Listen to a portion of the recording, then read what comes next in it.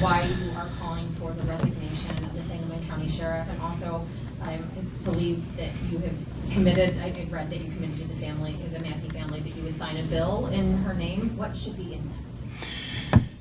That's a little inaccurate. We had a conversation about it. There wasn't a bill. There were some ideas that were discussed when I visited with the Massey family. But let me just begin by reminding everybody of this terrible tragedy and something that never should happen anywhere in the United States, let alone in the state of Illinois or in Sangamon County, where a woman who called police to get help, asked them to protect her, was instead killed by the deputy sheriff. And if you watch the video, in a horrific fashion.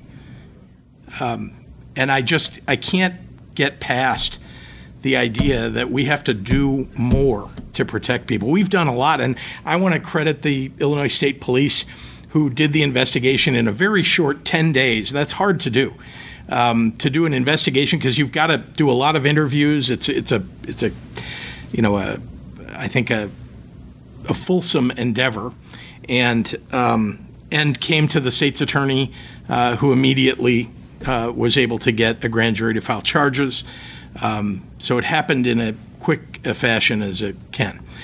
But it never should have happened in the first place. And I talked to one of the black elected leaders in Illinois just after it happened to get her perspective. And she shared with me, because I was so upset about it, she shared with me that even though, we haven't made enough progress, she said to me that, in years past, there never would have been an investigation.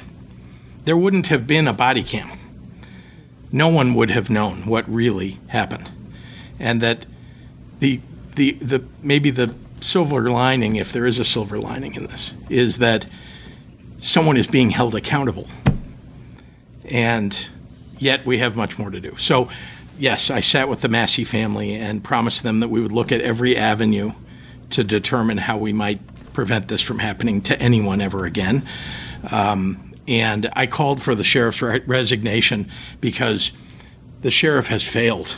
He has failed to explain how he ended up hiring this deputy sheriff who has been fired from other departments. He failed to put forward reforms that clearly need to be made, training and other reforms, and still has failed to meet with the Massey family.